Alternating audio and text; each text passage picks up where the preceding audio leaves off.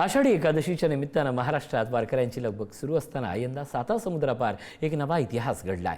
लंडनच्या royal Windsor रेसकोर्सवरून निघालेली पहिली वहिली ग्लोबल वारी आता 11 देशांचा प्रवास करून पंढरपूरच्या दिशेनं मार्गस्थ झाली आहे। 6 जून रोजी लंडनमधून प्रस्थान झालेली दिंडी तब्बल 50 दिवसांचा प्रवास करून 25 जुलैला आषाढी एकादशीच्या दिवशी थेट पंढरपूरमध्ये दाखल होणार आहे। लंडन स्थित श्री विठ्ठल रुक्मिणी मंदिर समिती आणि अनिवासी भारतीय विठ्ठल भक्तांच्या पुढाकारानं या अनोख्या वारीचं आयोजन करण्यात आलं। ही दिंडी केवळ लंडनपुरती मर्यादित नसून ती Netherland, Belgium, France, Germany, Poland, झेक रिपब्लिक, हंगेरी, रोमानिया आणि तुर्की अशा विविध देशांमधून मार्गक्रमण करणार आहे।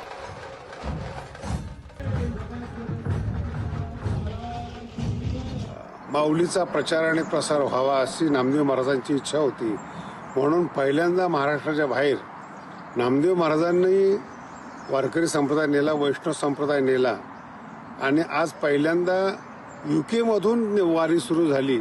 हा महाराष्ट्रासाठी अभिमानाचा क्षण आहे आणि सगळ्यांनी साथ दिली। आणखीन माऊली यांना बळ देव, सुखकारक करो, ज्ञानेश्वरीचा प्रचार आणि वारीचा प्रचार जगभर हो, ती ज्ञानोबांची माऊलीची इच्छा आज पूर्ण झाली। UK मधून म्हणजे लंडनमधून प्रस्थान काल आज झालेलं आहे।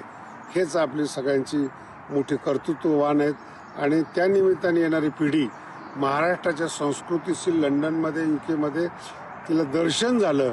सगळी लहान मुलं स्त्रिया बाळासहित नाचत वाजत गाजत माऊलीला पंढरपूरकडे रवाना केलं।